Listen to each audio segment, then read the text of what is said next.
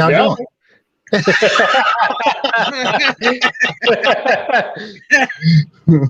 Welcome to the Pitre Dish with another fun and exciting episode. Tonight we have host Mr. Ryan Seymore. We haven't seen Ryan in I don't know how long. He's been hiding underneath the freaking rock. No kidding. What's going on, guys? Good to see you. Yeah, you too, man. I've been really looking forward to doing the show with you guys again. It's been on my mind. Like I can finally have like a real chat with friends. You know, I don't get to do that much recently, and I always look forward to watching the show, man.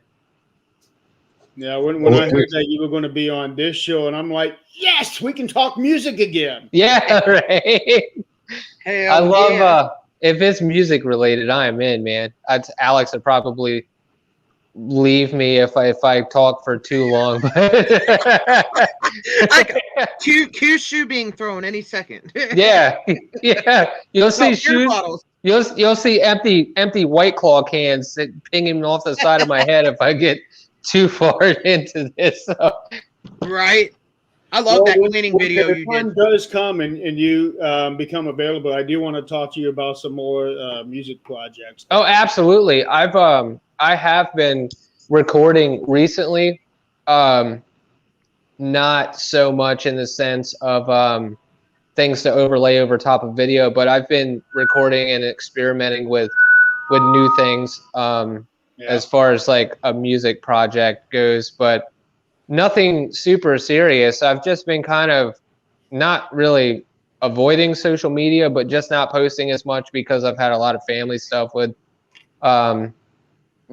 pretty much like from Halloween until the end of Christmas. Like we're pretty busy. We do a lot of things with family and a lot of traveling. This year I didn't get to travel because I had to stay home and watch the house and the dog, but Alex did, so she got out of the house and she went to Kentucky and Indiana, see family, and I hung out here by myself for 5 days putting up Christmas lights. So, oh wow! And that cleaning video, bro. Oh my god! Yeah, that was my favorite. And I didn't get in trouble for it. I didn't get in trouble for it, and the house was clean.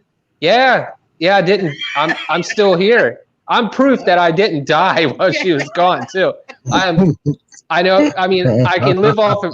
I learned that I can live off of chicken tenders and cold cans of soup and beer, so I'm good to go. I first saw the one that John Mark did, and he said that it was inspired by you. I never saw the one that you posted, so I went back and found the one that you did. Perfect. Yeah, I was cleaning up the house one day. I made a bigger mess that I was actually cleaning up, which sucked to clean up. But the only part I regretted was the dog food. It was under the oven and everything. I was like, why did I do this? Why did I do this? Did you post it on TikTok? Are you on TikTok? Yeah, I did. Yeah, we recently created an account for our Beyond the Veil page, and I posted it to that. Okay, I was going to say because videos like that would go viral. I thought the same as well, but I don't understand a lot of the hashtags that kind of like follow with the trends and things like that on TikTok. So I think that's kind of where I didn't hit their the algorithm. So like I don't know. I kind of just left it alone and posted it for friends, which was my main goal anyway. So. Yeah, that's it right there. Yeah. Most people, if they put the hashtag of FYP, then that'll put right into the For Your Page column, which is the first thing you see when you even open up TikTok. Oh, okay, gotcha. Yeah. So yeah, that's really about the main one that you want to put down as for the hashtags. Okay. So I wanted to get at this out right quick. A lot of people might not know who Ryan is. Ryan is a founder, investigator, equipment tech, team researcher at Beyond the Veil Paranormal. Also, he's a paranormal investigator and equipment tech at the Spirit Chasers. Also, is that correct? Yes, we actually we're planning to do, which we haven't done anything with them since 2018. which was right around the time period that we changed and founded our group Beyond the Veil. But we're planning to do an investigation soon in Gettysburg with them as well. I just spoke to him about a day ago, roughly, and they're wanting to go back. We captured and I haven't talked about it a whole lot. I have the video still on my old computer.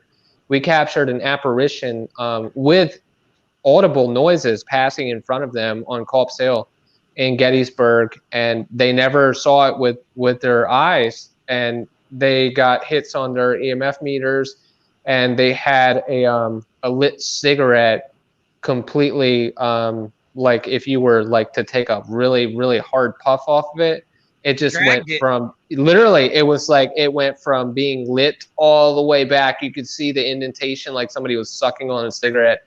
It was really bizarre, and at the same time, they had things that correlated with that activity as well, like the EMF hits and other personal experiences. So it was kind of neat. But we're planning to do something with them. I mainly have been just doing video and audio review for them for several years. I started working with, I guess, with Jim and Chris, the founders of the Spirit Chasers, right around 2016. So, and I've been investigating for years before that. So, yeah, it's been fun. It's been a good change of pace for us to kind of be able to pick what we want to do without having to discuss in a large group, how things are going to plan out when, we're not really on the same page. And I say that lightly because they're great investigators and they're good friends of ours still to this day. And we wish nothing but the best for them. And we plan to collaborate, like I said, with the Gettysburg investigation, but we just don't really, we don't really see each other a whole lot, which sucks because, like I said, we're good friends with them. But we plan to do more. Cool. Culp's Hill, man. I've had my own experiences there. Yeah, it's pretty cool up there. Yeah, it's a unique spot on the battlefield. Is kind of the best way to describe it. That was the defense, man. That's where they retreated and set up defense. Yeah, saved the day. Yep, it's Culp's Hill, Devil's Den, and it's, I forget the name of the other one where they had a lot of activity, but I'll name off some spots. Peach Orchard. No. It was right around Culp's Hill. It's right around where the bridge is, the trench. Okay. I can't remember. I don't know the name either. Yeah, and I can't remember. Spangler Spring? I'm not sure if that's what it was called or not. I just remember the bridge and the ditch, and they would retreat to that. But there was kind of like the shooting into a fishbowl at one point. They were just literally in piles because they were retreating, and I guess they. And that's such a terrible way to go too, man. Like I mean. I can't even imagine. Like, there's no words for it, in my opinion, really. And that's, I think, a lot of residual energy stays from, experiences like that. I mean, like, that can cause a haunting, in my opinion. Especially the slaughter pit area, dude. That was a crossfire point. Exactly. They were killing their own people at some point. Exactly. Yeah. I mean, it was. Friendly Fire was taking out their own. Soldiers. I mean, that right there, I mean, you don't even know who's firing at you at that point. It's just pure panic, pure adrenaline. And I mean, you're just firing. I mean, back then, I mean, they were reloading with muzzle loaders. So, I mean, it's like, I can't imagine what mentally they went through. And I think a lot of that contributes to the haunting. Yeah, I really think that, man. I can relate to that. That sounds like a freaking holiday at my house. Does it really? Oh yeah. I mean, I know how to duck and run and cover. Yeah, right. Retreat back I know what that's about. Just I'll be hanging out by my bidet. Yeah. Exactly. Then he gets shot by the bidet. cold blast. So I gotta mention this too. Right before I started getting set up for this, we really, it's kind of like a bucket list location for us. We want to take a trip to New Orleans at some point. Like, I mean, as soon as possible, but within reason financially for us, because I mean it's a good trip. But I'd love to investigate with you someday, Howard. Come on. We got a bunch of locations. Howard's got the hookups. Yeah. And Ricky, all it's going to take for us, man, is another trip back to see family. We normally go every year, but I'll fly out to y'all next time, yeah, bro. And that's what I always tell people, man, like especially like you guys, like if you're ever around Maryland, dude, I'll make room for you in my house. Don't rent a hotel. I got you. Well, you don't want me in your house. Oh, trust me. I'll blow up that toilet. We actually it's funny. We got it's like we call it the guest bathroom. It's in the hallway right next to my daughter's room. And I tell Alex all the time, I'll be in the living room and I won't come to our side of the house. I'll go to like the middle part, which usually my daughter uses. And I know this is kind of weird, but I go there and Take my a shit? fiance, well, not even just that, just using that bathroom in general. She's like, why are you going to that one? I'm like, well, I'm asserting my dominance. I have 2 bathrooms in my house. I'm going to use them. Damn. Spread your scent through the house. I mean, that's what I say. Right. Just go in the corner and piss on the plants, you know? we have a palm. I bought Alex a palm, like a palm tree. And did you kill it? No, we've actually somehow managed to keep it alive. It's been here since Mother's Day last year. And I think it was this year, Mother's Day this year. And we brought it in for the winter because, I mean, our temperatures we can get below 0 on extreme temperatures. Typical temperatures are in like the low 20s and teens. So we brought it in so it didn't die. It's been growing good all year. But it's been in the corner. I told her the other day, I said, you wait till Casper finds out that's got dirt in it. He's going to take a piss in that every day. Yeah, we had terrible temperatures today. It got down to freaking 73 degrees. We were freezing out here, man. I bet you were, man. Hoodie weather for y'all. Yeah. It's shorts and t-shirt weather for me. It was 24 degrees when I woke up today. And we had Wednesday, our first little snow flurry, but nothing crazy. We don't normally see a whole lot of snow in December. Our coldest months are January and February and March. Leading up to the end of March, that's when we get most of our snow. I mean, it's not uncommon for us to get over a foot of snow at one time, but it's not as frequent as a lot of people say, like Western Maryland. Like we're on Delmarva Peninsula, which is warmer, give or take, depending on the time of year. But all of the storm systems have to cross the Chesapeake Bay, so it breaks up most of the storm systems when it hits that warm water too. Literally, so like that's it breaks up a lot of our storm systems. It's really hard to predict, even for like a lot of our meteorologists around here. Like they even say it like this is the hardest area they've ever had to, forecast before. But I mean, they'll say you got a blizzard coming, and then 6 hours later, it's like it's going to be 75 degrees and a light rain. So it's terrible, man. I hate to say this, but Adrian, you said you was going to dress up like Ricky tonight, and you got him down to the hat and everything. Oh. You want to see my boobs? Oh my God. Wrong show. Might be a little bit hairy tonight. And then Nick's going to be coming in. He's going to be joining us a little late. He texted me and said he's just running a little late. So I don't know. He got stuck in the cornfield again. That's what he did. He's having a hard time getting out of the cornfield. He's out there shucking. Yeah. Oh man. Shucking, never mind. I'm gonna be nice tonight. So what kind of work you been doing here, Brian? I mean, what kind of music you been composing, or have you been working on your music any? Mainly, well, most of the things that I've been doing, especially since I don't really work with a whole lot of musicians anymore, a lot of the genres that I kind of focus on have been more melodic and kind of like eerie music, like dark melodic music that you would kind of hear like over top of like suspenseful music scenes in movies and things like that. Like I really like things that are kind of cinematic in a way.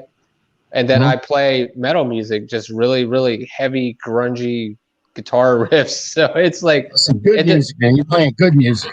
Yeah, so like that's what I like to do, man. And I've done that since I was I've played guitar since I was 11 years old, and I'm 35 now. So it's been a long time since I started. But we played with a bunch of really well-known bands growing up, especially like in the early 2000s. Like I played with at a really little nightclub, Ronnie James Dio, when I was like 15 years old, and I played with Lizzie Hale from Hailstorm before they were even famous. Like I used to do like weekend shows with them after work, which was really bizarre to see. Like now look especially now, like I mean, like a lot of the people that I used to associate with, like they've really gone far. But I it has a lot to do with their talent and drive and the amount that they were able to travel too. Like, I mean, they were never really on the shore. Like they were always like in California, Rhode Island, New York, Philly. Like, I mean, they were constantly on the road, and these were all friends of mine. Like, I mean, another one too, Davey Suicide. He was in a band. I think he just did a show called Shiprocked with a bunch of bands, including Korn, which was like a cruise ship tour. But they yes. He dated my cousin right here locally for like 5 years. His name's Davey, and I always called him Moose. Like I was good friends with a lot of these like famous musicians growing up, and they were just normal people and normal friends. But yeah, I just kind of fell off of everything that I was doing, every band that I was ever in. It's always some weird problem. Like we were booked for Warped Tour, and our drummer quit on stage.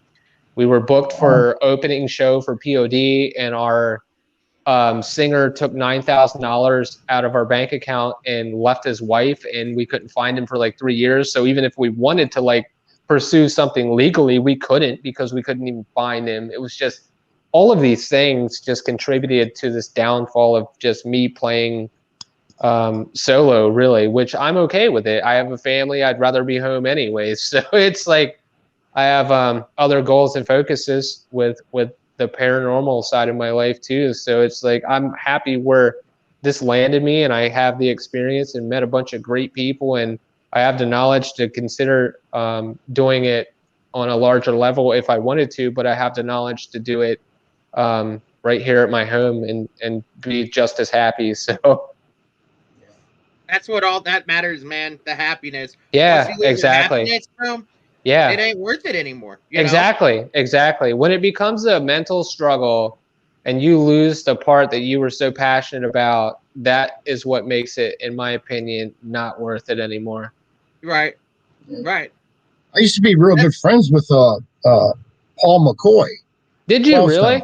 Yeah. Oh wow, man! From right there from Ponchatoula, Louisiana. That was a huge influence on my style of playing. I loved 12 Stones growing up, man. I had their went to his wedding. Matter of fact, my daughter danced with him. Yep, sure. Oh my gosh. She was she was starstruck, you know. No doubt. Yeah. I saw 12 Stones in, it had to have been 2006. I think it was 2006 with Chris Daughtry at the Harrington State Fair in Maryland. I saw them live, and I was listening to them for years before that. But I love 12 Stones, man. They're a great band. I still got several of their albums. Yeah, I got an album here that he autographed for a CD. Oh wow, man! No problem. Yeah, he autographed it and everything. Yeah. He even kissed it. He Did he gave it to really? her. He That's was like, awesome. yeah, Yeah. He's a I cool just saw. guy. He is. He's a real down to earth I guy. always remember, like, especially like when I saw him, he always had the like the metal ball necklace on with like the little bit of the bangs. I remember it, like, even growing up, like I think Anthem for the Underdog was the last album that I saw them live, but they're a great band. Yeah. Only way I got to know him was actually I worked for Anheuser-Busch at the time. Oh, okay, And gotcha. That was our gift. Our wedding gift was supplying the beer. Yeah. So I got a keg truck out there, and we had to load it down with kegs and everything. Yeah. And it was a wedding at it was a animal reserve out there in Folsom, Louisiana. Oh wow, and man. It had all kind of like giraffes and stuff running in the background and everything. That's they cool, wanted, man. That's what they want. So that's amazing. And he was just hitting me up. Man, can I get some beer? I said, yeah, come on. Right. And I was just giving him gallons of beer. I was just giving him gallons of this stuff. Yeah, it's free. We're paying for it. So, they were. I was giving it. I believe they still are, but they started as a really religious Christian rock band. I don't know how they started, but there's a couple of good bands that I saw that came from this area. Yeah. And they just never made it for some reason. They were just as good. It's kind of just like with social media. Like, you got to hit that algorithm just right, which in my opinion, for that being physically present, it's you gotta find that place in that music scene to really meet that, like it would be on social media, the algorithm. We made press kits for multiple different labels, and we got feedback from some of the labels that were larger than the ones that we were even considering competing with when we were going to even try to go on a basically like a touring level or promoting our albums in stores. Like we had radio played songs, and we had albums in stores locally, but we never really thought that we'd even have a chance. And once that happened and we started getting feedback from major record labels, that's when we were on a radio station doing an interview, and we played a EP release show, which was only 5 songs. And that's when we found out we were booked for Warped Tour, which was a 3-day tour in multiple cities, and or a 3-day event in multiple cities, which would have been like a couple of months of touring.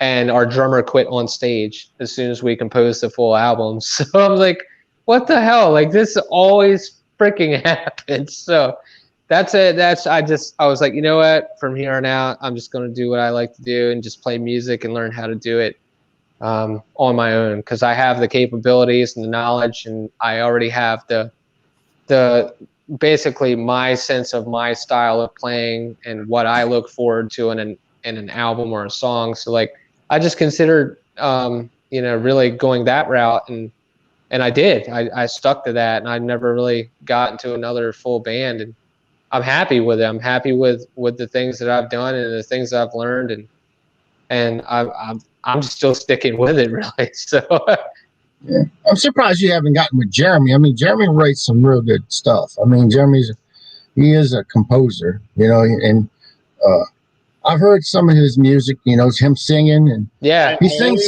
some things okay, and some things sound like you're killing a cat. But I mean, he can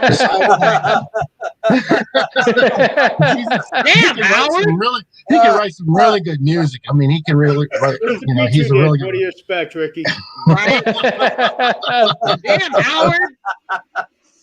But I'm surprised I haven't really gotten together and worked on anything. Yeah, I'm always open. I'm always open to working with anybody. That's one thing I promised myself when I started taking kind of this road with what I wanted to do. Because I mean, I've done this for a very long time. It's been 24 years that I've started playing music. So I mean, like, it's a lot of mental struggle really as far as like learning who you are as a musician, learning what some days you don't want to play. Yeah, like what type of music works better for you, what inspires you, what style makes you feel more creative and inspired to work harder to learn different styles. Like there's a lot of contributing factors, and I've always stuck to I'm willing to work with anybody. It's just I never really had the desire to really seek another band and really go that route again. So not that I'm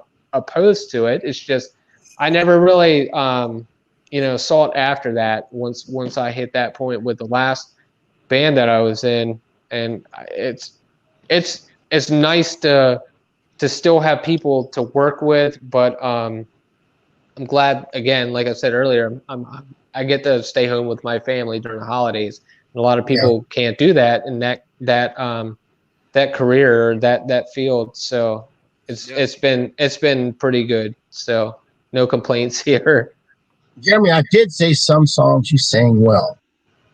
Okay, so it was an up and a low side to that. Okay.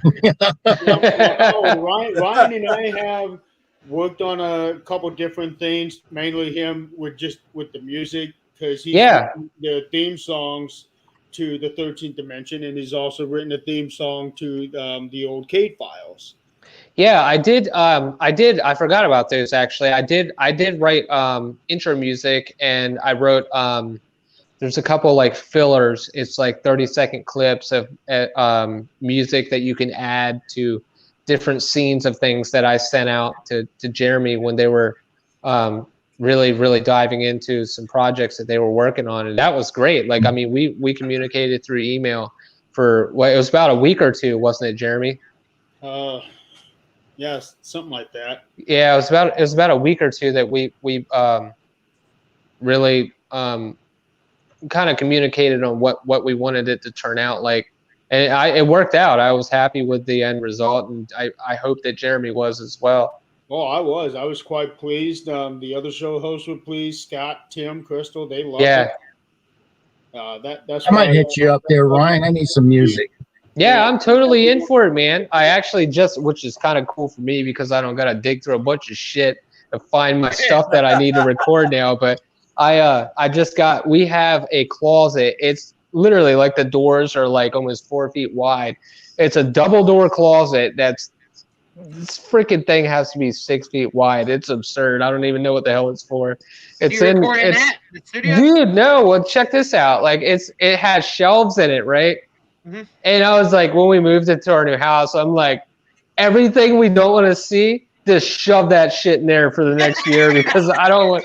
So we did it. Like, and I have like guitars and gig bags. Like I have like, I think I have 9 guitars out, and I think I still have 4 guitars, a bass, and a keyboard.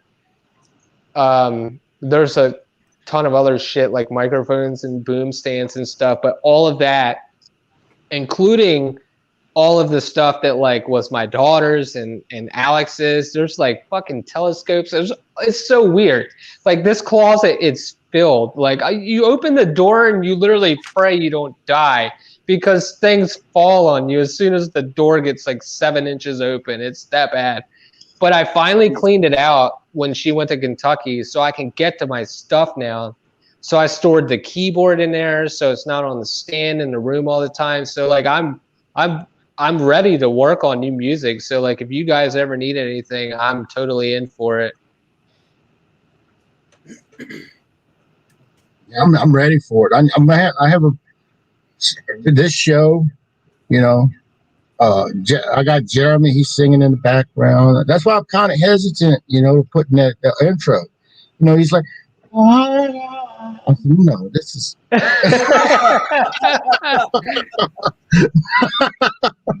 No, I'm messing with Jeremy. No, he's got some really good intros. Jeremy's going to strangle everybody on this podcast. No, just Howard. Because when Howard, everybody kind of falls in line with him. So if you take care of the root problem, I like the way you can't kill this. You can't kill this root. This root's deep. It's a deep root. Yeah. You're the root Brian, cause, Howard. speaking of recording, bro, I figured out. Well, I'm gonna attempt a little thing. I'll tell you about it. I found a little piece that I can like literally record the GarageBand on my phone instead of having to mess with the mics and stuff. And it sounds great. Is it iRig? Yes. Yeah. It's pretty amazing. It's got an adapter. You can do all the effects on your phone and everything. It's like its own interface. Yep. They're totally worth it. They're totally worth it, man. And you can stay quiet playing. Literally. Have the tone you want. Yeah, exactly. You know, that was the whole reason, which it sucks, but where we lived before was very hard to make music and mix it. Like when you record music, like that's not just like really where it ends. Like you record it and then you mix it to get the tone. So it's basically getting it to a point where it translates well on multiple different like devices and speakers. So like that's where mixing and mastering comes into place, which is still a struggle to me. That's the fun part, right? I freaking love it and hate it. I mean, there's been days where I've spent 8 hours on a mix, just a mix, not even in the mastering stage, on one track on 2 instruments, and I'm like, I freaking hate this, and I'll delete it. And I'll delete it. I've done it. I will delete it, but then I'll come in the next day and listen to it, and I'm like, that was exactly where it needed to be. And like I'll start comparing to other like different frequencies like in my DAW, and it makes sense once you put it all together. But when you hear it so much back to back, you get something that's called it's hearing fatigue. And you're constantly listening. You can't literally, like, you can't hear the actual tone in the other frequencies within that specific like track, because you've listened to it so much that it's really like if you stand next to like a speaker for really, really long that's really, really bassy, and that bass just lessens and lessens and lessens, your ear is becoming more used to that frequency, so it's not as intense. Obviously, don't do that because it's a stupid idea and you'll blow your eardrum. But just that as an example, like it's just one of those things. Like it's a real thing. It's called ear fatigue, and I think that's a contributing factor to a lot of the reasons why I've thrown out some of my music, was because I'm so critical of what I'm listening to that I'm just like, it's one half a note off. Literally, sometimes it's not even that. It's just the tone of it, and like I'll have everything perfect, and I'm like, a tone whore like me. Dude, it's terrible. Alex, and it's like, this is garbage. Where's the chunk? It's not chunky enough. Literally. Oh my god, this is a good tone. Exactly. But I think that comes into play with not just music too, like with reviewing audio with EVPs, like bad. Literally, like if you're listening to EVPs, for an example, like ours, when we were reviewing our recent audio, which again I can't share it, which is complete bullshit, but we captured 22 EVPs that were fucking audible. Like, I mean, like, excuse my language, but I have to use it that way to get my point across. Like, I don't normally speak like this, but this has been one of those situations that was so frustrating. Like, we captured 22 EVPs that were audible without enhancement. And what I mean by enhancement is literally just changing a frequency to get a clearer version of what it's saying. I'm not adjusting anything so you can kind of like, figure out the words, just like making it just a little bit clearer and enhancing the audio so you can just really, really pinpoint exactly what it's saying. We captured 22 EVPs that were literally audible over recorders and camera mics. And when you listen to that so much, especially like the ones that we had to enhance to figure out what they were saying, and we listened back to the questions that we were asking. Like, there's a real sense of pareidolia in a lot of those in the white voices. noise itself too, dude. Literally, like, I mean, white noise can make you think you're hearing something, especially listening to it forever, you know. And also, that's another thing as well. I'll touch base on that in a second. But these, like, you could tell what they said, but it was like, I think they said this, let's enhance the volume to make sure they said this. It wasn't like one of those things where it's like, you know, it's like, I have no fucking idea. It's like, you could clearly tell some of the words, like, we were getting full sentences. Like, we had the one told Alex as she was walking up the stairs, it smacked my camera microphone and told Alex, clear as freaking day. You heard this one, Ricky. This was on video, and it says, spit it out. It said that to Alex. We had another one walking down the stairs. It says, where are you going? We had another one in a different area of the location that says no, which is responding to one of the workers. And then it says Mary's, ? And it says tonight. And all of those are literally. You got a ton of those. I mean, literally, and this is back to back. I mean, we have some of the EVPs we're capturing. I mean, there was at one point 6 words in 8 seconds. That's how frequently and fluent they were speaking, and directly speaking and answering questions, and all of that. I mean, you listen to that so much. I mean, you start hearing other things, and you have to take a break because you get fatigued. You have to. That's just like with anything else. I mean, you're going to get fatigued. And it's good you come back in with a fresh mind and fresh ears, and you know, sometimes you can even listen back, and depending on what was said or asked at the time, like, you might hear something else, and it's a thing. Like, it sucks because, I mean, it's an actual thing. There's pareidolia in audio, and that's why, I mean, some of the things that we've captured, we don't post because we don't want to look like asshats. Like, we don't. Like, if we post, I like looking like an ass hat. like really, you're like, an exception, Howard.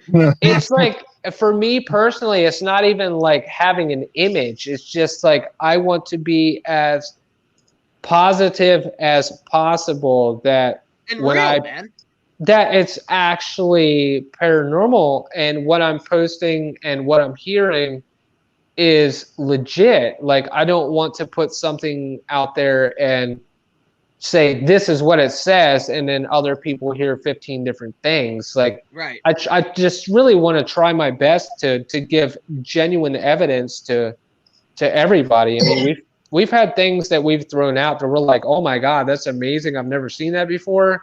But somebody might think this is bullshit. Let's just hold off for now. So I feel that, man. There's been so many things I haven't put out, and same thing with Spirit Box, bro. Believe it or not, majority of that is pareidolia, because if you listen to it, when you play it back on the recorder, have either one of y'all talked to John Griffin II? Now, he's gotten some research out there. I mean, he's pure. It's all science with him, and he's got my respect out there.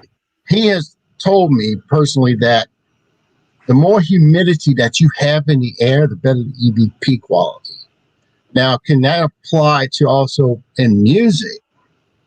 And when you're doing, you know, stuff in your music, playing it, say in a garage band or whatever, and you just open up the door and you have a lot of humidity out there, could it affect your music? Oh, it absolutely could. I mean, on the sense of an instrument level, when there's humidity with the wood and the guitars, they swell and expand and contract with the temperatures and humidity. So, I mean, you'll get like fret buzz. You'll get sometimes even it'll sound like a bad connection with like the import or the input on the guitars and the amplifiers too. So, I mean, it sucks. It sucks sometimes, man. Like, I felt like, this is funny as hell. I don't think I've ever really talked about this besides like with like band members. We had at one point, it was so freaking hot in this garage that we were playing in that we literally like duct tape box fans in like the rafters. And this wasn't like, no, like I'm not talking like somebody's 16 by 30 foot freaking garage. I'm talking like a 12 by 12 fucking shed and somebody's backyard in the middle of bumfuck nowhere, Maryland, and just playing our hearts out. I'm not kidding. Like I've been in bands like that. Hey, duct tape fixes everything, bro. Dude, I'm telling you. And I mean, like we've been in situations like that practicing for huge gigs. I'm talking like radio shows and stuff, man, and just making music. And you do what you got to do. Like, I mean, I'm not somebody that's, you know, ever really grew up with, you know, more than the person next to me. So like I'm not, you know, I just don't want to like create this image like I'm better than anybody else in any sense, even with like the paranormal level of anything. So that's why like when I come on here, I just want to be as open as possible. So when we were working on projects, like we did some stupid shit to make it work. And we all do, and a lot of things in life. But like I remember being in this shed, and every time I touched my amp because of the humidity, I felt like I got shot. Literally, like I felt a jolt. Yeah. I felt, and I'm not even touching metal at this point. I'm just touching the rubber of like my cable going into the input in the head of my amp, and like I'm grabbing the cable, and like I remember at one point I would literally wrap it around my elbow so I didn't grab it with my hand and just snatch it out real quick when I was done, so it would stop kicking feedback. Well, I mean, this can relate to also when you're doing your paranormal investigating. I mean, just like because I mean, I was out with John Doherty, and we was doing an investigation in Mandeville a few months back, and the EVP that we got out there, it was so clear, so vocal that it scared the crap out of me. That's for damn sure. And he played it a couple of times, and I'm trying to get that from him. I want to get that EVP from him because he has it. But we was doing an investigation in this grave in the graveyard, and one of the tombstones had English on the top, and there was some kind of Celtic on the bottom. I remember you posting about that investigation. And this thing here, we was just sitting along the side of it, and this thing comes across and says, "Get off me, tombstone." And man, you know what? Howard got the hell out of there. I don't blame you. You know, that was the most scariest thing I've heard in a long time. I mean, I've heard voices and stuff before. Right. You know, I've heard, you know, one word or two words, sentences and stuff like that. But having a complete sentence like that, talking just as clear as we're talking right now. Right, exactly. It scared, and that was when it was after a thunderstorm. So I mean, there was a lot of humidity in the air and everything. So it was perfect conditions. Exactly. So I do agree with you, like on that level. Like is with like when the atmosphere is charged from a thunderstorm, like that natural energy. I'm sure if they can use like our energy for an example, and equipment energy that we use, like who's to say that they can't use natural energy as well when storms are rolling in? Like, I mean, that's a lot of natural energy that they can really consume to communicate with us. So how about you, Jeremy? I you know, a lot of people know that you wear, you know, hearing aids and stuff. The humidity, does it help when hearing stuff, when it's more humidity or less humidity? Do you find a difference in that? Not really. The only thing that really affects me are during allergy season. Okay. The sinuses and ear. Yeah, that is where I'll get like drainage coming out of my ears. Yeah. And it gets that. It's like an underwater, like you're hearing under the water. Yeah, it comes really muffled. Yeah. And I've got that constant in my left ear. Oh. Hi, Crystal. Ryan, there is one thing I do want to ask you about. And it goes back to when you were talking about spending hours and hours on the music, the mixing, and the mastering. Do you ever find yourself that when you're done with everything, like at the end of the day, or when you take a break, And even though you don't have anything playing right now, are you still hearing this stuff? Yeah, sometimes like you can literally still hear it even with like the tempo or like the BPM. Like it's like on repeat. Like it's that residual sound. It's just in your head. Do you ever get tinnitus from it? Yes, I have, and it I think a lot of my tinnitus is from being in live shows without like headphones and things like that. I get it frequently. Not as much as I think it could be. I've been fairly fortunate that I haven't had severe ear or hearing damage from what I've done throughout my career as a musician. But yeah, I mean, I get heavy ringing. I get the dead silent muffled noise in one ear every now and then. Sometimes like I can't sleep with it quiet in the room because it gets really ringing at night. But yeah, I get it frequently. So many times. I've actually been up all night long with no sleep because of that. Oh, really? Yeah, it gets bad. So yeah, it's the same way for you. Yeah, I get it frequently. It's not fun, man.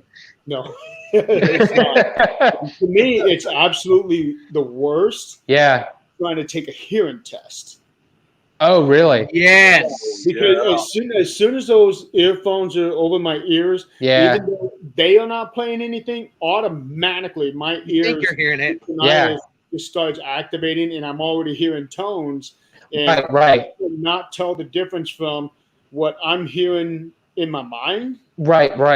What I'm hearing from the hearing test. Right. Like you can't even separate the two. Yeah. So because it's super noise canceled too. Like exactly. The booth and everything you sit in. And you know, I've found that like the quieter it is, the worse it is too. So imagine I want to say it's in Minnesota, the quietest room in the world. I've seen that before. Yeah. So imagine trying to spend some time in there. It might sound weird when I say it if I'm wrong, but do they call it the God room? That I don't know. I don't know. I think one of them, if I'm remembering correctly, there's a few that I know of, but I know that one specifically in Minnesota. I know that one. I think it was Ola, England. Ricky, I know Ola. You.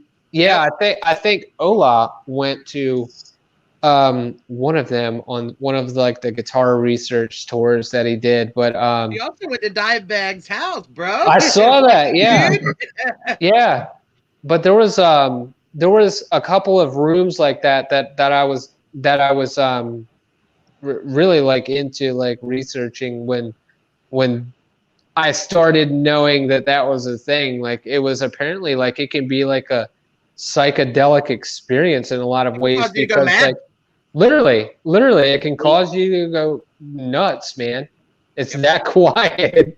Yep, I'm that same way. I have to have a box fan going because if not, it's too damn quiet. And and I've noticed when paranormal activity happens, it goes sometimes to that eerie quiet. It's like, no, it's too quiet. It's even quieter than the background quiet. Exactly. People look at me funny all the time, and we go back on the recorder and something's there. They're like, yeah, exactly. Yep.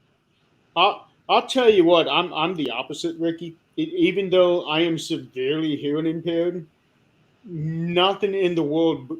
I can't say nothing, but almost nothing gives me greater pleasure than to be able to take my hearing aids out and just enjoy the silence and not have to do a damn thing. Yeah, I can see that. I can totally see that as well. Like I do sit in silence frequently. Like I sleep with a box fan. I can't stand sleeping without noise, but I do sit like, especially like if I'm home from work and Alex and my daughter aren't here, like I'll sit like with nothing on in the house sometimes. So I totally get what you're saying. Yeah, it's wonderful. The only drawback is that if somebody's trying to call me and I've got my hearing aids out, then I can't hear it. Yeah. Oh shit! Or try to wake you up, you're out, bro. There's no waking you up. You're gone. You could be sitting there shooting cannons off, everything.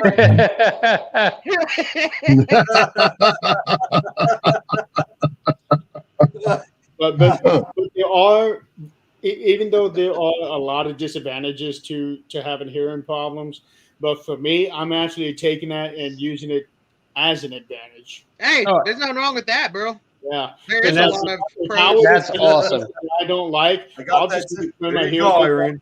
Don't put Gorilla Glue on your corn, bro. Just don't do it. Just saying. That does not work. No. You do realize you're now gonna have to create a background that's got Gorilla Glue and corn together. Oh God. You know what? In fact, I should actually, and I said something like this in the comments from the last show last night. I should do that and then sue the shit out of Gorilla Glue, just like that girl. Yeah, she did do it. Who the fuck puts Gorilla Glue in their hair? I mean, come on, it's not gonna work. Well, yeah, but here's the thing: it doesn't say don't put it on corn. That's true, right? That's true. Where the hell are we talk tonight? Yeah, it doesn't say don't put it on corn, and then it also doesn't say don't put that corn somewhere. Yeah, and it does not say that you cannot put that bottle of Gorilla Glue up your ass because do it, get it stuck, sue them. If you guys see me driving around a Bugatti, no, I got my settlement. So this become an episode of the Unholy Trinity. Oh yeah. Oh my God. We're gonna go into more descriptions of it. Pitre Dish, folks. This is just the pilot episode. This is the warm-up show. Yeah. Getting them butt cheeks warm, guys. I have no idea what the hell's about to start happening on that damn show. Disclaimer, I'm not responsible for I was informed today that the Unholy Trinity's first guest, it could be, this show's going to have, it can go without a guest, it can go with a guest, but our first guest will be Mr. Jeremy York. Oh, cool, man. Yeah, you know what? I just got to say one thing. Jeremy, I'm sorry.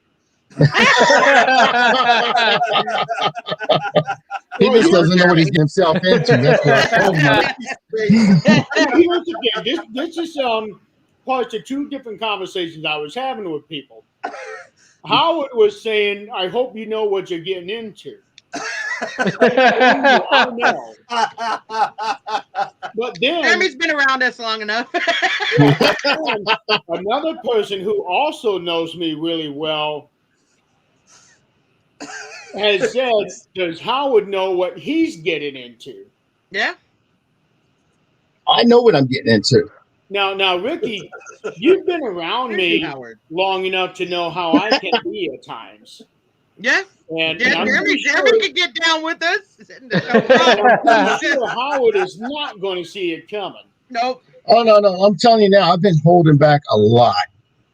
It's like, you know, when you got to really take a heavy shit and you just don't let it, and it's turtling out, you know, it's just. Are you playing peekaboo or what? Yeah, Howard's been playing peekaboo. That's what's been happening. Peekaboo, yeah. I've been playing peekaboo. When you're at a stoplight, you're losing a game of peekaboo real quick. Peekaboo. Yeah. Peekaboo. Peekaboo at the temple. Peekaboo. I chased you down. You wouldn't go for it.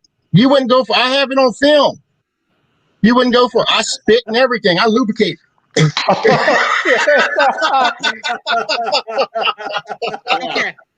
Okay. He was chasing me all over the place with a toilet on his head. Use a loogie. You didn't properly lubricate. There we go. Oh my God. If you fart and it sounds dry, it's not lubricated. Just saying. No, it has to flabber a little bit. I am also sorry that I'm going to be a guest. This got a fucking experience. But it's going to be interesting nonetheless, that's for sure. But meanwhile, let's go back to Ryan since he's our guest tonight. Yeah. Ryan's probably saying like, "What the hell did I get into now?" This is right up my alley, man. I'm loving every minute of it. So I'm just gonna say, Ryan, like what Howard said, this is just the warm up. That actual show, Unholy Trinity, will be far worse. I'm fucking looking forward to it. So just make sure your tank's clean. That's all I can say. Yeah, well, I gotta keep a few toilet demons to remember you every now and then, Howard. He is the toilet demon. Yeah, he's gonna start signing back food. Well, it's I know about the aquatic entities, so I had the Ghosty Girls on last night, and I just sent them out autographed toilet seat to them. So they got one coming to them. Yep, sure did. That's so cool. They're excited about it. They're really excited about it. So they got one going to them. That's awesome, Howard man. doesn't need toilet paper. Howard needs water. Warm water. Maybe peppermint scented or Febreze scented would preferably. I got my bidet. My bidet, so I'm good. The holy water in the bidet. That's right. That's what we did the other night. Going to be able to let loose everything is going to be like giving him an enema. Oh shit! Oh my lord! And when he does it, a bunch of corn buckshot's going to come out. Don't be surprised. I might put that on camera. I don't know. I might go on camera with that. I don't know. You go on camera, I'm going off camera with that. I'll come back once that's done. Well, we don't do anything on camera. I found that out the hard way. See the way how I see it? Hey, you guys want to see some live shit, literally? Because you will.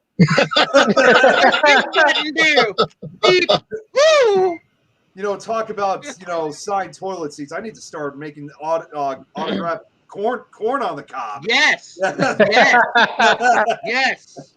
With Gorilla Glue to keep it together. No, as a bonus. With a brown tip. It has to be a brown tip on the end of it. Where have you been putting that, Howard? Just dip it. You been putting it up your pooper? Just dip it in Nutella and just set it out in a box and hope for the best. Then you have some sick fuck sitting in there licking it like. I am with you on that one. I hope you're not watching it. Did you guys see what Pamela said? Hopefully the Ghosty Girls aren't watching tonight. I'm hoping they're not either. Oh my God. See, Ryan, in case he didn't know. Might be. I don't know. There you go, Howard. That's what I'm talking about. Ryan, in case obviously he likes to put the corn in his peach. Ryan, in case you didn't know, obviously, as you can see from my name, I'm called Nick of the Corn nowadays. Because thanks to Ricky and Howard, our first comeback of our show, we were talking about Mormon corn. There's another. No, you see that, Nick? This is the shit that happens when I'm not around. But that only happened when she and I were both not on this show. This is hilarious. Ricky was actually the one who came up with the name, Nick of the Corn, and Nick of the Corn stuck. Literally, it got stuck because of the Gorilla Glue. Oh my God. That show went south quick, man. That show went south quick. Yep, well, that's like the last time I talked to Ernie and Denise on a show. We ended up talking about vacuum cleaners and hot dogs, and the next thing you know, vacuum cleaners are branded. So every time a post comes up about vacuum cleaners, Denise tags me in it, and I'll never get to live that one. Oh man, I can't look at a vacuum cleaner the same anymore either. Like, damn. How about a dust buster? Man, you need more suction than that. I mean, I gotta. Sounded wrong. I have a. It's That's like for foreplay, I Shut guess. that. I got Go a. home. It's foreplay. Yeah, exactly. I mean, I'm just saying. I got a show called The Corn Show. You know that? Oh shit! Oh God. Hey, we need to chop that. That way you can suck a corn cob down it. Oh, Jesus Christ. Hey, Ricky, be careful what you wish for. You remember what I told you yesterday? I showed you that clip of that hobo with the corn. Oh my God, no! Oh my God! You watch that, Howard? Yeah, sure. Oh shit! I know Alex is watching. Where's Alex at? Looking at the time, she might be. She might actually be laying with my daughter. She's been having really bad anxiety at night for some reason. Oh no! Oh no, good, dude. Damn. Yeah, she's been laying in bed, and we got a Google Home, I think is what it's called, and they sit in there and they'll put it on like some kind of like story or something, and they'll lay in her bed. Breathing exercises too. That may help. Yeah, we do a lot of stuff like that with her. She's gotten a lot better at acknowledging what's happening when she gets really bad anxiety, but it's scary at first when you don't know what it is. And it's worse with kids too, man. Like she just turned 12 in October, and it's like I see it happening. I'm like, I know it's coming on, so like I try to like keep her upbeat. Like Chrissy said, weighted blankets. weighted blankets. Yeah. I have one myself. Is everything going okay at school? Yeah. So far, which is weird. It wasn't so good when she first started, but she just literally, this is her first year into middle school, and it was a big transition because it's, I mean, going from a school that she's been going to since she was 5 up until freaking 11, completely different county too. Like we moved from not state to state, but county to county. So she's in a completely different neighborhood since we bought our new house, and it's just been a big transition for her. And when we moved here, everything was great, but then they went from the digital learning to the in-person learning, and then all new friends, and it was just it piled up on her, man. And I felt for her, but she's getting through it. She's doing good. It's just she has those moments where it's a little tougher than normal. So, well, hopefully everything works out. Yeah, absolutely. Yeah, we she's doing good. She just night times are usually worse than during the day sometimes. So I think usually around this time, Alex, my fiance, she's laying in there with her. So. That's good. Yeah, man. Yeah, hopefully everything turns out for the best, and she understands what is happening. Oh yeah, absolutely. We have a therapist through the school system that she speaks to frequently when she gets like in a little bit of a situation where she feels like she can't really do much about it or bring herself down. So like she always has somebody there when something's going on. That's crucial. Yeah. Is it like any specific thing that happens that causes her to have anxiety, or does it just happen at random? A lot of it's when she feels like something's out of control or she's dwelling on something. Like, for an example, like recently, especially with, let's see, the kids White sleep. Claw, baby! I am currently drinking now. Okay. So usually, so that's my fiance there. Speaking of which, bring me a beer, Alex. I saw you drinking. So usually was, and I'm very open about this too, like having anxiety and depression is nothing to be ashamed of. Hold on, Ricky, you know I got that White Claw. White Claw. I'm almost afraid to ask about this claw. She might give you Yeah, she might give you that beer the same way you clean that house. Check this out. This is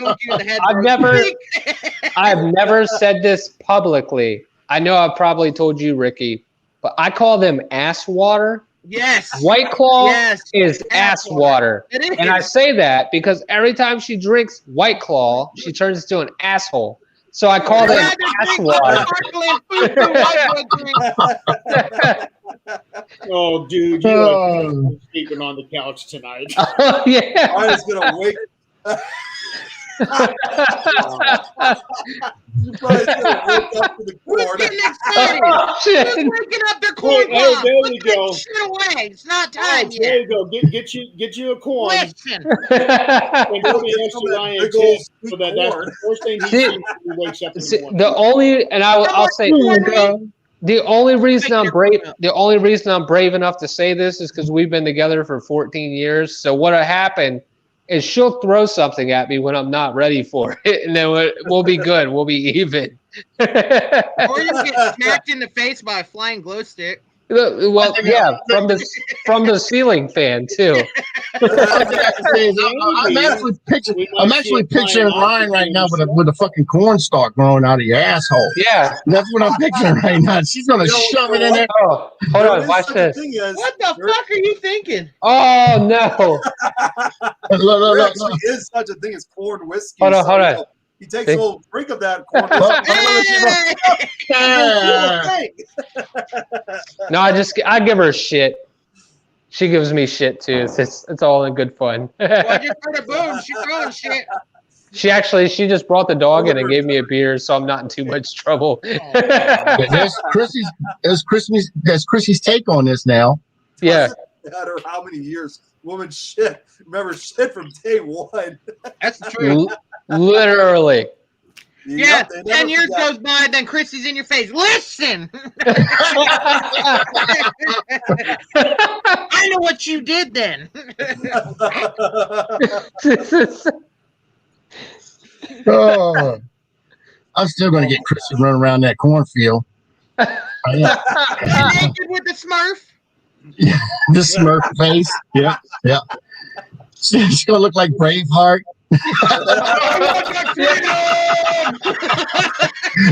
You can take my land, but you can't take my freedom. Not Nate. Wait, what? No, she's not. She's going to have tassels on. And they're going to be spinning really fast. She'll look like one of them planes getting ready to take off, man.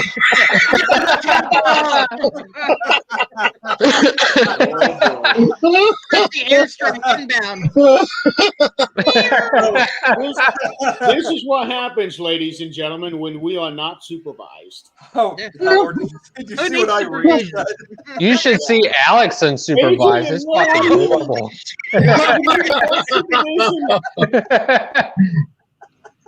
And Howard wearing a Christmas tree and a thong. Ho, ho, ho. He indeed is a ho, ho, ho. Playing with the bidet and squirting things in his... Never mind. And he's proud of it. I am proud of it. I take pictures. You know what? All I got to just say is it must feel very prickly because they're prickly lines. You leave the door open unless I want to wake Aubrey. All right. He likes an extra rib from the corn. Ribs for his pleasure. She left the dog in here with me, so. Who let the dog in? Hey, where's he at? Where's the puppers? Casper! I see him. You see him? Oh, there's a baby. Yep, I see him. He's 80. He's gonna shit on your dog throwing his dog food in that video. He's 1 and he's 80 pounds already. The big old boy. What kind of dog is he? He's a Chesapeake Bay Retriever and Catahoula mix. Oh, nice. Okay. Catalina wine mixer? Literally, the Catalina fucking wine mixer. The fucking Catalina wine mixer. Holy cow, Nick is disappearing into the corn. Yeah.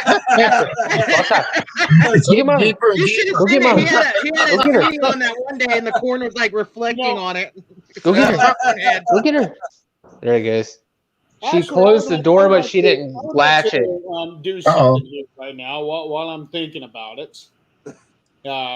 I know that a while ago, Nick had made a post saying that he had to close down operations due to certain things that were going on. So I've been kicking around this idea.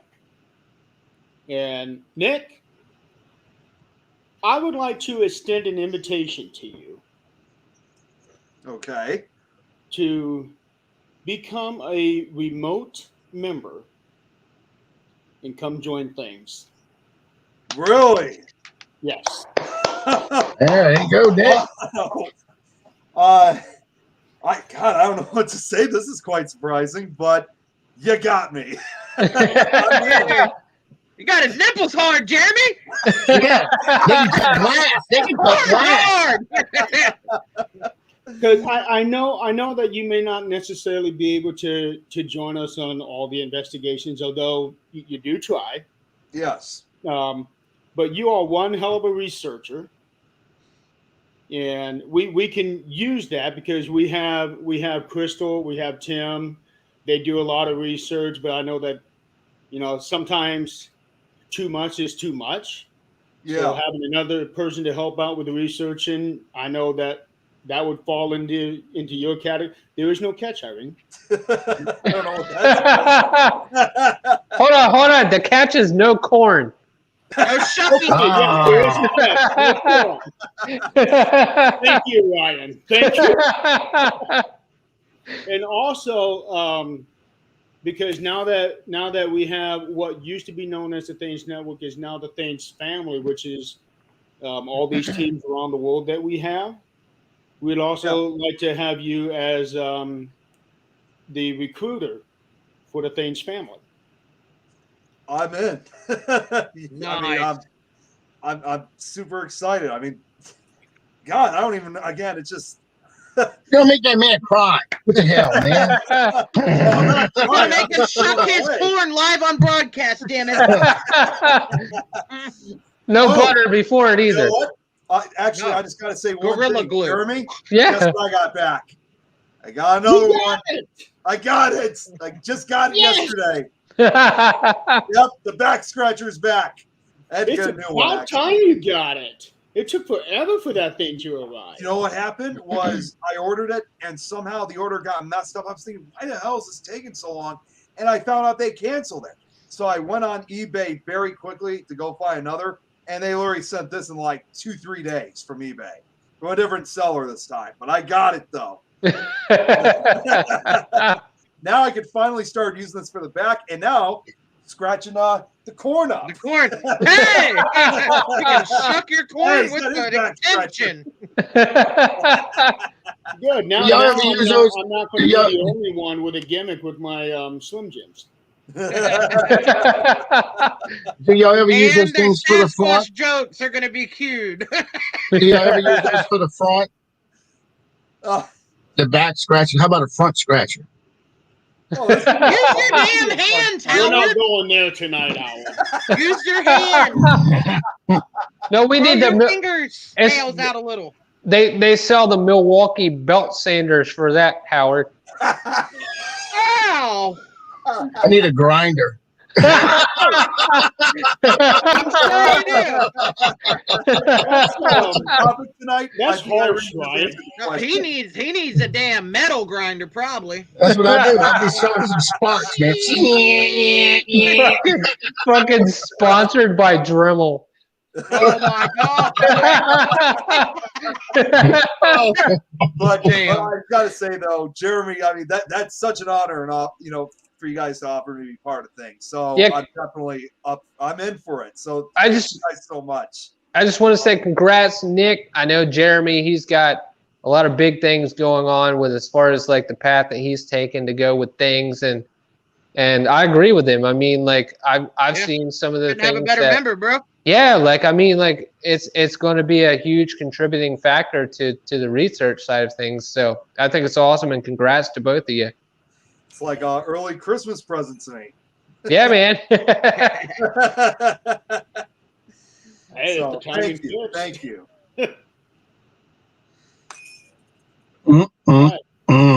Stage, Nick. Mm. Did you put the corn? Flush the toilet, Howard. Is the corn getting warm, Howard? Corn getting warm? Guys, unfortunately, however, I do actually have to leave early because I have been invited on to another show.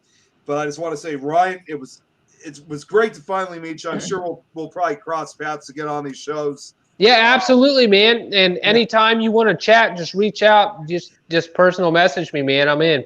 I actually wanted to say one other thing too, because when you guys were talking about the music earlier, since you do music and stuff, I don't know if you've seen, I do audiobook stories myself. Oh, cool, man. Yeah, and I'm always looking for new, like, you know, kind of scary, intense background music. So yeah, I definitely would love your help if you're able to do it. Definitely, man. Yeah, just inbox me and tell me what kind of theme you're planning on. We'll talk more.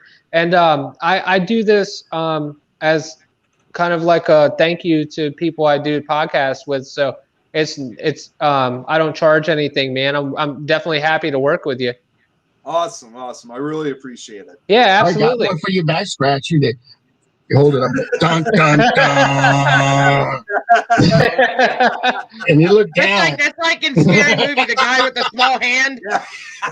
Oh, it's my strong hand. It's my strong hand. But yeah, like I said, unfortunately, guys, I got to head out.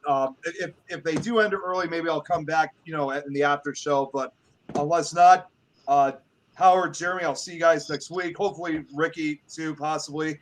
If you come back. Again, Ryan, we'll talk real soon. But as for now, you guys all have a great night. So, you too, man. Take care. You, brother. I got a Christmas party. Keep that corn in check, Nick. Awesome, man. What was that, Ricky? Keep that corn in check. Yeah. Right. Keep it shut.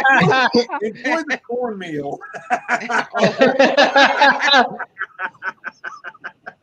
All right. I'll talk to you guys again real soon. I see you guys. Just remember, if it's a little creamy, make sure you go to the doctor. No longer Nick of the corn, it's cream of the corn.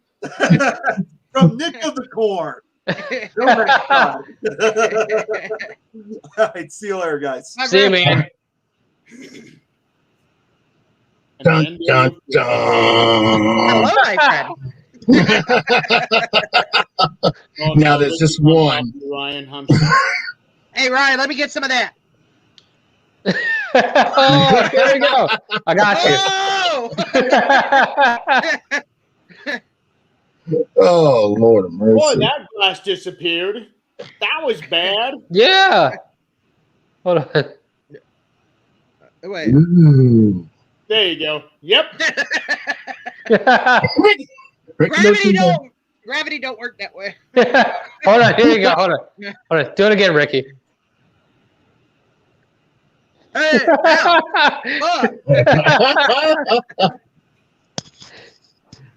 But you're sitting down, so it's not actually going into your face. Oh.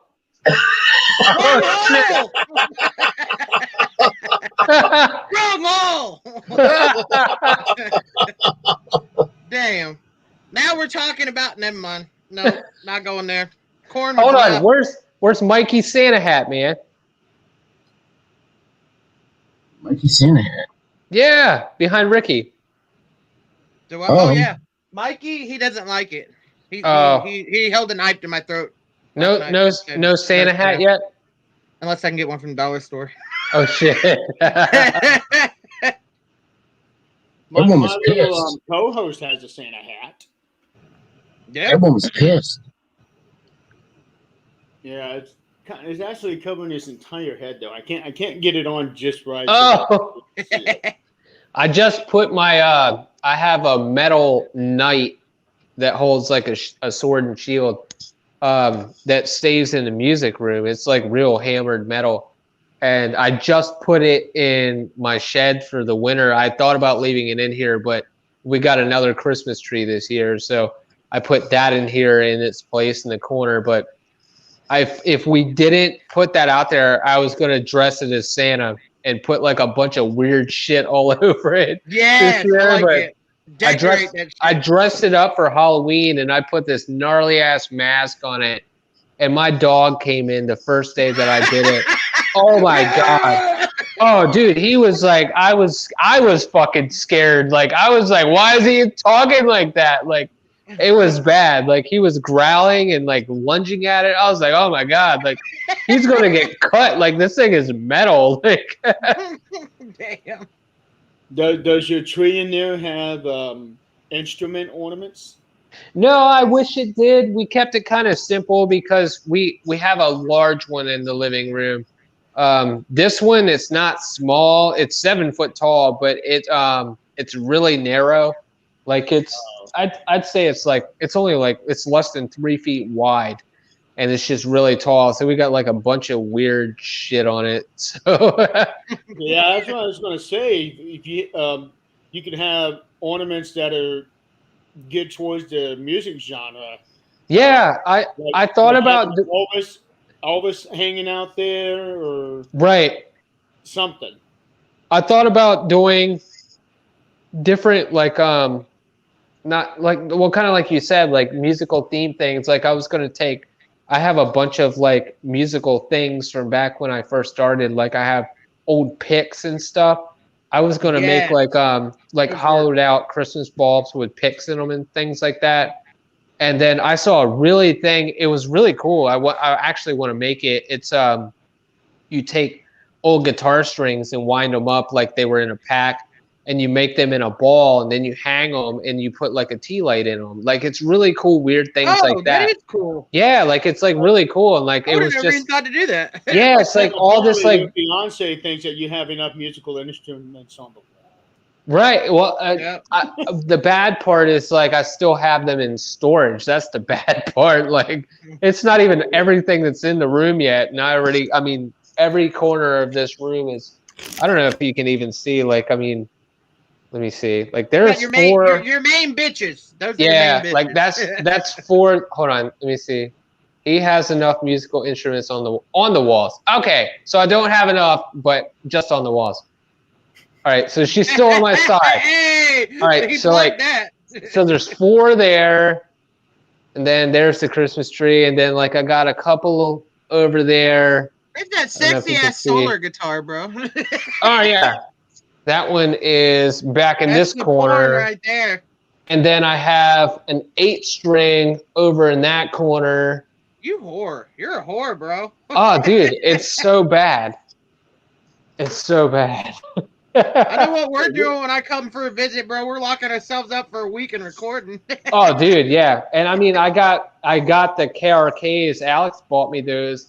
See, this is where she'll talk all this crap, but she's so supportive and it's awesome. She likes to give me shit. Oh, dude, she loves to give me shit, and I love it too. But like, she is so fucking supportive of everything really I do. She really is, man. And it's like, I don't know. It's awesome. You're gonna make her cry. Oh, dude, no, she'll come in here and hit me in the face with a White Claw can and tell me shut the fuck up if I keep doing this. Bro, I love you. Man up. No, but it's like she got me for, I think it was for my birthday, brand new Rocket 5s, the KRK Rocket 5s. Nice. And for studio reference monitors, because I was working with the same equipment that I had for like almost 15 years, which is fine, but the mix when you record, it's just outdated. So like for it to like really translate properly to other That's speakers. What a lot of people don't realize. Yeah. You have to have up-to-date stuff if you want to have up-to-date sound. Exactly. And that was the big contributing factor to like a lot of the things that I was doing was the translation between a physical recording and to other like speakers, really. Like if you're in a car, like if you're listening to a radio in your house and then you take that CD and go get in your car, that's what translating is. It's from going from one set of speakers to the next. And when you create a song, you got to make that translation balance between different sound systems. And that's the hardest freaking part of studio recording, is making sure that everything with the tone that you like translates well on multiple pieces of equipment. And that is the hardest piece to really like manage in a lot of ways, and I didn't have that ability until she gifted me that a few years ago. So I was always just like editing on these really expensive headphones and hoping it doesn't sound like shit in my car. Yeah. So yeah, that's the worst. You're pumped up about it. You put it in, it's like, yeah, this sounds like dog shit. Yeah, well, it was like a lot of it was like really the mid range and the bass. Like my treble was always there, but it was the mid range and the bass. It was either not enough and too much mids, or not enough bass and not enough mids. It was like, it was weird. Like, but then other sound systems, it would sound like professional. Like I could pop headphones in, and it would be just like listening to the radio. So I mean, it was really hit and miss. Right. So okay, Ryan, with all the recording that you said that your old band had made an album, right? Yeah. So is that album available anywhere? I don't know if it is. I don't know if it is anymore. Our old band was called Tomorrow's Awakening. We, like I said, we were booked for Warped Tour, but we were playing on local radio stations a lot, like frequently. Like we were on 98 Rock and 93.5 The Beach, which was like our local radio stations. We were in a lot of local like music shops around here. Like I'm sure you guys had them as well, but like FYE and like Hot Topic and things like that. Like our CDs were in those stores for a good while. We played a lot of local shows that were with larger bands, which was kind of our outlet. It was, you know, if there was a headliner, they needed a good local band, that was kind of where we were. But we also traveled as a headliner too, depending on where it was. Like, I mean, I've played in Virginia and Pennsylvania before in bands, but never really out like west of that. So, right. I'm sure you can still find us. I mean, a lot of our YouTube stuff got taken down. Our keyboard player, he went to the Berklee College of Music in Rhode Island, and he had a lot of our content on his personal YouTube channel, and it got banned for some bullshit reason last year. So everything that I had that was like available for what we did besides physical albums was like gone, just like that. Wow. Yeah, I got Millie in here, and she looks like she's getting a little upset. She said she thought this was a site for paranormal stuff, not music. Well, Millie, music has a lot to do with the paranormal, especially the type of tools that they use in music, playing musical instruments and things like that. They use different types of, say like a guitar pedals and stuff like that. They use on different types of instruments to get better EVPs, better voice. Voice things. You can pick up more things with it. You can actually use echoes and stuff like that to actually hear spirits, right? Some of the recorders are actually used for EVPs, like the Zoom recorders and stuff like that. Right. Yeah, and we also use music as triggers. Yep. To try to stir up some activity. And another thing too is like the frequency levels of different things. Like if you're, for an example, like if you're emitting a certain sound, like in a lot of ways, like we have subsonic and supersonic levels of what we can and cannot hear, that contributes to music and the paranormal as well. So like for an example, when you're using something that would be considered, like I just said, like a frequency, it relates to music as well. It's a sound, it's a tone. So when you're recording an EVP on an investigation, there's going to be certain frequencies that you can and cannot hear, and you can actually translate those through digital audio workspaces that we use in the music field. So I use my abilities as a musician and translate that to my paranormal investigations, which is why I use some of my experiences in the music field in my investigations, which is why this is being brought up. Yeah, so most people don't realize this, but music and the paranormal do tie into each other quite nicely. I mean, this is not an exact science. Just right. In being in the paranormal field, the instruments that we use now are great, but there's always something better. And we always we try to, and we experiment with different things constantly in the field. Mm-hmm. One of the things that we talked about is actually with Jeremy York. First time I've ever heard using a dog whistle, going out and blowing a dog whistle out there and to be able to attract entities and spirits to you. So, I mean, it's just right. So you're using different things out there. So nothing is taboo. You can use anything to attract an entity. So that's what we're talking about. Also, I'll say this now, and I've always said this: who you are in life is who you're going to be in death. And if you are a musician, or if you love music, that's an attraction, and that's something that you can use as a trigger object. And when you're doing some investigations, also. So, I mean, music's been around for everybody since, I guess, the beginning of time when you had two cavemen beating sticks together. Ain't that right, Jeremy? So, I mean,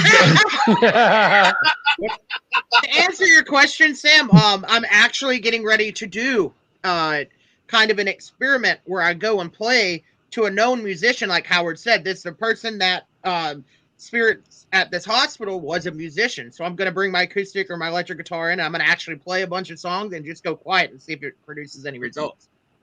Yeah. So that's why music's been brought up tonight. Music, playing an instrument or even dancing. Oh yeah. Don't get me dancing. Some activity. Okay, yeah, we won't say anything about you dancing. I will conjure some things up with this booty. Let me tell you. We get Tupac and Biggie in the house. I mean, come on. But yeah, we use music or at least some sort of a sound to try to trigger something to stir up a little bit of activity, get that interaction so that we can get the evidence that we like to get. Yep. Sometimes I'll use this. Sometimes it does. Right, and I'll use this for an example too. We did an investigation at the Samuel Miller Mansion, and there's said to be children on the second floor. And we had a few of our investigators singing children's songs, and we had EMF, temperature, humidity, and geophone fluctuations with our EDI meter and EMF meters and K2s, and we also captured EVPs up there as well. Nice. Just from singing children's songs. Right. Yeah. Jeremy, you remember when we went to Madison? Someone had played music throughout the night, and we went back in with the recorder, and we actually caught, which I don't have the audio anymore because it got deleted, but we actually caught the Phantom music. That time period's music. Yeah, I remember that because it sounded like swing music, like jazz. You could hear the trumpet. At first, it sounded like bagpipes, but when we actually listened to it. Yeah, that's what I was trying to remember. It sounded like when we listened to it with headphones, it was like swing music, jazz music. Insane. Yeah. So there's one thing that happened in my house. I mean, if my house is haunted, I've heard music boxes play before. I don't own a music box. So, I mean, this is something that's... own a music box, but she might have loved music boxes when she was a child, right? Right. So there you go. And also, when you go to some of these old locations, if you play period music, what was being played at the time that whoever is haunting there was alive when they were there, they will react to that as well. So I hope that answered your question, Millie. Yeah. So yeah, hopefully she's still watching or he's still watching. Yeah, I think she is. But the thing is, even though it's a paranormal show, we integrate a lot of stuff from outside the field, adapt them to what we do, and a lot of times we'll be talking about that. So we may be talking just plain music, or we might be talking about electronics because a lot of electronics is used in this thing, or we talk about anything really. Joking too. You know, I've gotten some really good results being goofy or just exploring, just Forget investigating. Go Just around being- and explore. Yeah, just being a normal human being and just doing what you do. Sometimes you get better interactions just going like you would at any given location that's not haunted. Just being you and walking around and enjoying the location. Like, cause I've had great experiences just doing that. Yep. Yeah. And You also, never know Millie, I what you're want gonna to. find. And a lot Also- of times when I go to some of these old locations, yeah, I'm going there for a paranormal investigation, but I'm also going there so that I could admire the architectural work and Oh, the yeah. craftsmanship that's being put into some of these old buildings. Exactly. Just like that one place we went to, I don't want to disclose the location, but remember that staircase? And Franklin? Oh, You talking about my house again? You've been sneaking up back door. Yeah. You want me to sneak up that back door, Howard, but that ain't happening, bro. yeah. I love that staircase. I'd like It to was see like more it was staircases. like it was literally put in yesterday. There's no creaks. The woodwork is pristine. I mean, you Yeah. can feel like it feels new, and it's over what 100-something years old. Like, Yeah, it was built in the 18 something, like Yeah. 1860s.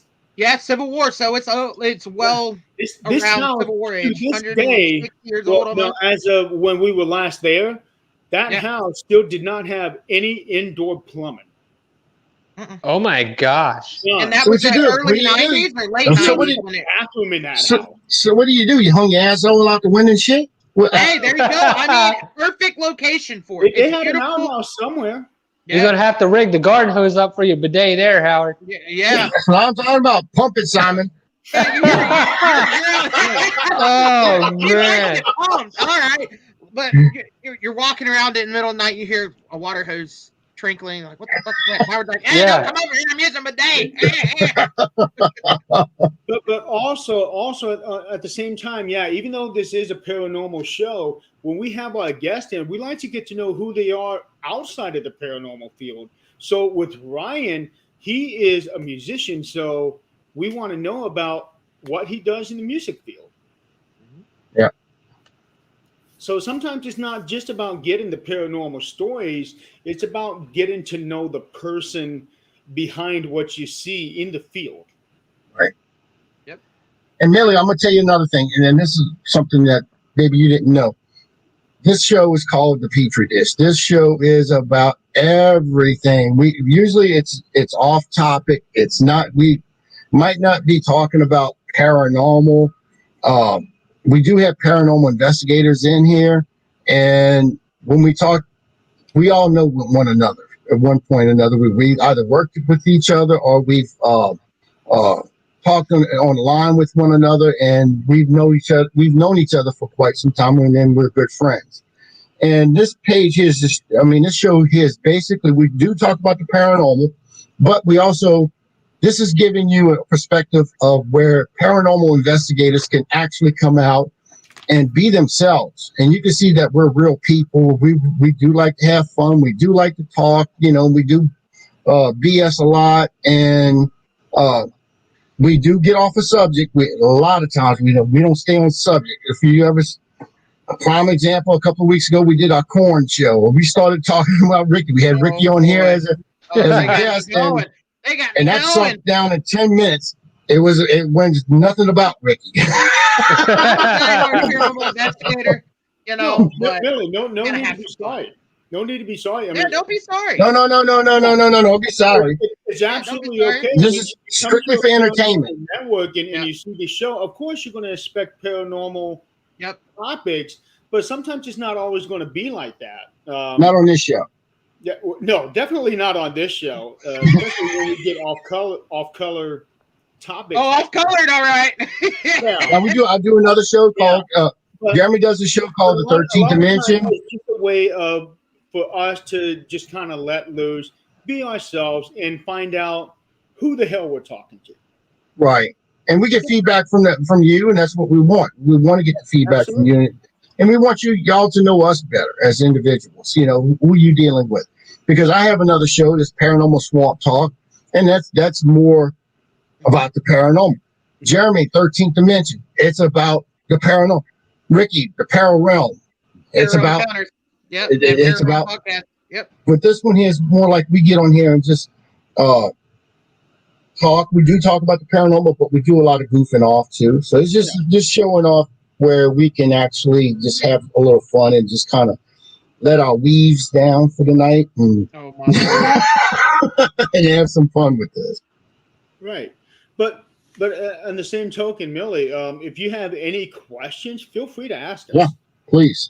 Absolutely. We're a big family here. If you have anything with the paranormal, hit us all up. We'll talk to you. Absolutely. And if there's any kind of let's see what she said there.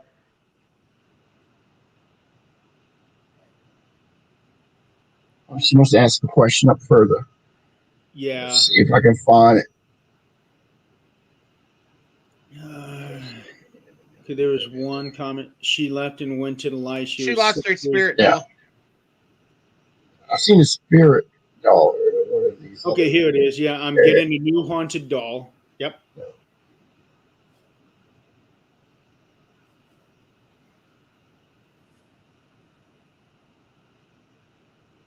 Then she goes down a little bit. Okay, now Millie, in terms of that, just because the doll got smashed, just whatever was with it, that does not mean it went away. Okay? It does not mean that it went away. It wasn't necessarily in the doll itself. It was just attached to it. And if the doll was smashed, then odds are it could have attached itself to something else, so it might still be there in your home. It's not a guarantee, but yeah. You kept the broken vessel? Okay. Yep. And she misses her, so.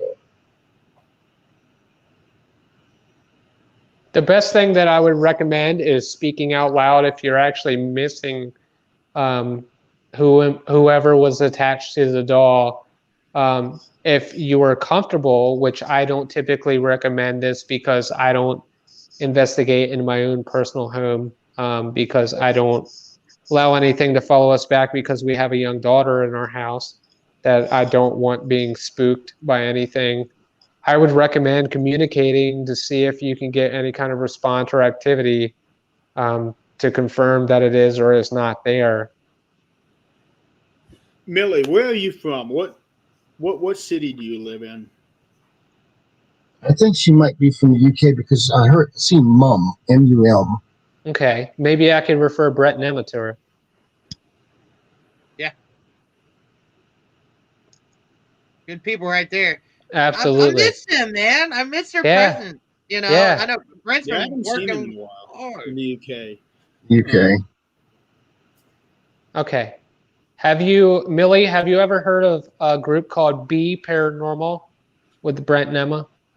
Actually, I think for this particular case, I think I would like to recommend Jacqueline Dixon because I think she is able to reach those on the other side. She can talk to them. So I think Jacqueline Dixon might be more appropriate for this particular case. Yeah. With the haunted dolls? Yeah. Yeah.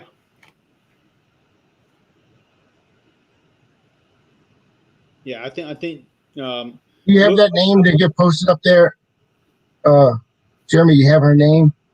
That way she can write the name down and get that that she can get in touch with. I'll have to get into Facebook and get on the show because I can't type it in here. Let's see.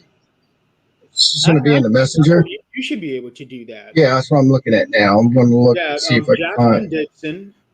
And she's in the show us, right? She also has a group page called Paranormal Peeps or Paranormal Path. So it's going to be, let's go right here and I'll type it in. Millie, you'll be able to see her name. That way you can actually, did you hear that? You can actually get in touch with her. I heard that. You heard that too, Ryan? Yeah. What did it sound like that? No, it's like, oh. Yeah.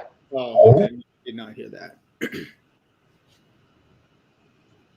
Go, we be bringing them spookly booklies, man. Yeah.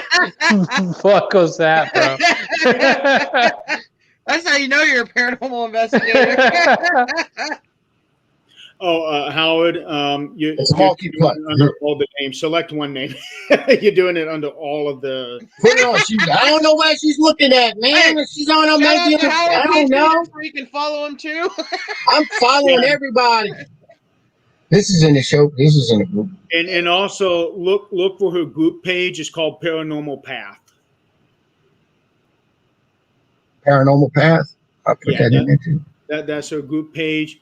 And Jacqueline actually had a show on earlier today, just a few hours ago. Go on. I'm gonna say L. Howard. All right. L. Yeah. It's all over the place. Now you can be able to find that. Yeah. And So hopefully, Millie, that will give you the help that you're looking for and some answers that you're looking for. And I'd like to also add to that, if you have any questions or just need to talk about anything, feel free to reach out to any of us, and we're happy to discuss things further with you if you have, basic questions about something you're experiencing or things like that. you said she had a team called Wolf Whisper. Have y'all ever heard of him? That actually sounds familiar. Do you guys have a group? Like a page on Facebook?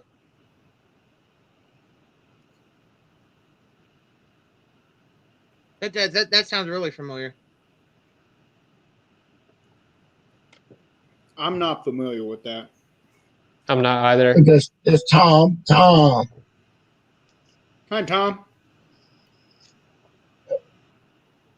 Yeah, there's a page. I think this is it. That it?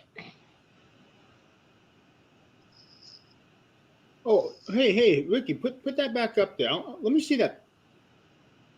That is a nice picture, the way they did that. I love it. We're a new group. Beautiful. Hey, that's good. Love to see the field growing. Absolutely. Yes.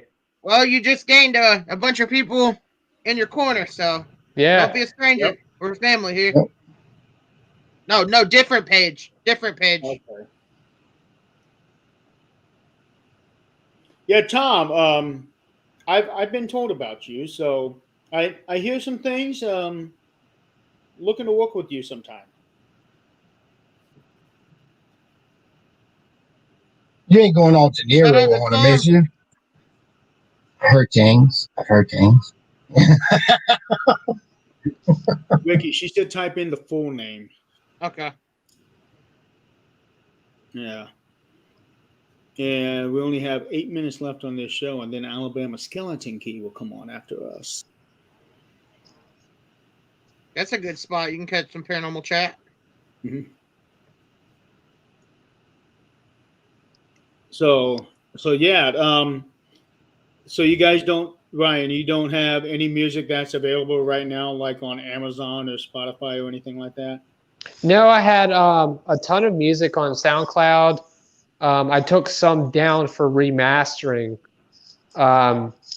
most of which is on the computer that I've been using for public investigations now.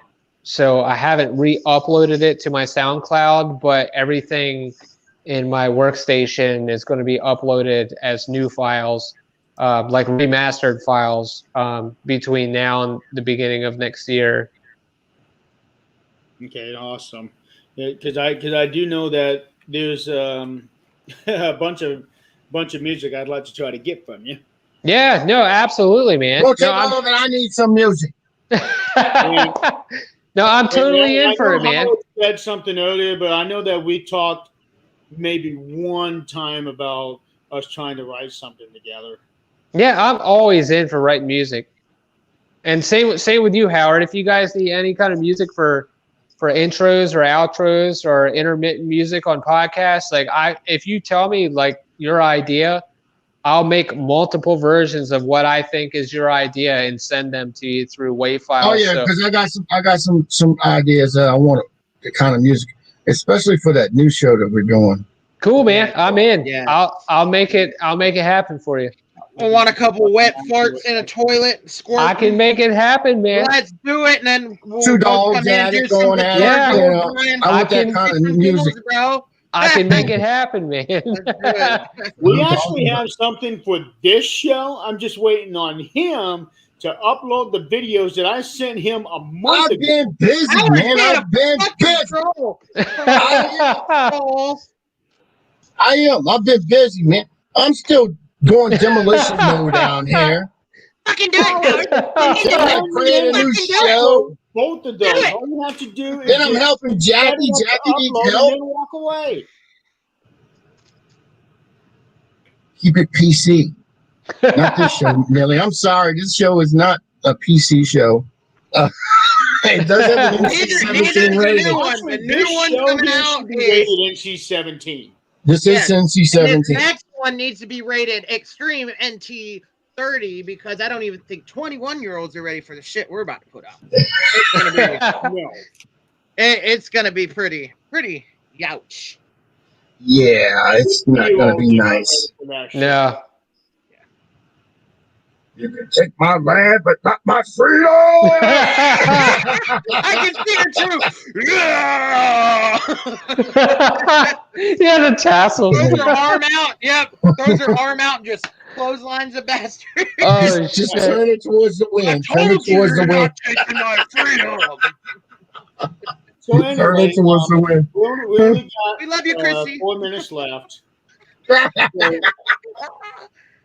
Howard, listen. Oh shit, Chrissy.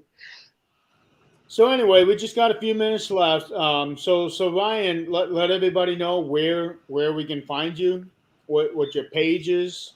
Yeah. So you can find us on Facebook at Beyond the Veil Paranormal. You can reach out to my personal page. We just created a TikTok account where we're still trying to convert most of our larger video files to smaller versions so you can get an idea of the evidence that we capture. I'm on Instagram as well. So any of those networks, YouTube, we have several of our videos uploaded to YouTube as well. You can reach out to us on there. So whichever you prefer, it's really any option at this point. So There's their TikTok. So time's TikTok, and you better get on TikTok. I have no idea what the shit I'm doing on TikTok. Oh I boy. Don't do anything with TikTok. I don't know what I'm doing on TikTok. Just post your bidet videos where I'm telling you. I'll go viral, huh? Yeah, you go viral, all right. Today's a beefy aroma. Have you seen the videos of that kid? She's standing at like a soda machine and she's going, "Smells like beef." Smell like beef. Smell like beef. Or I like the snacks. I like snacks. That's Alex's favorite. She loves snacks. I love snacks too, but I do too. I'm a little fat now because of snacks, so I don't like them as much as I used bro, to. you should see me at like fucking 3 o'clock. I'm like, it's not dinner time, but I'm gonna eat everything I can before dinner. It's bad recently. I bought a family size bag of Oreos the other day, and Alex is like, I don't eat those. I'm like, that's why I bought them for me, not you. So Chrissy just said she's not doing it, but she's like, yeah, I do it. She's volunteering. She's gonna do it. Yes. Isn't that right, Chrissy? Christmas is the worst time of the year. I mean, you'll find me at the corner with a whole summer sausage. You're not gonna sit there and eat that freaking thing. What are you doing with that sausage? Oh shit! Listen. Wouldn't you like to know? Listen. You can use that damn thing as a stud missile. Followed you back on TikTok. I just followed you, man. Oh, cool, man. Yeah, we just started that account like less than 2 months ago. Okay. I got locked out of my old account, but y'all can find me there at Pararealm Ricky. I think I followed that one recently. Yep. Yeah, I got locked out of my other account.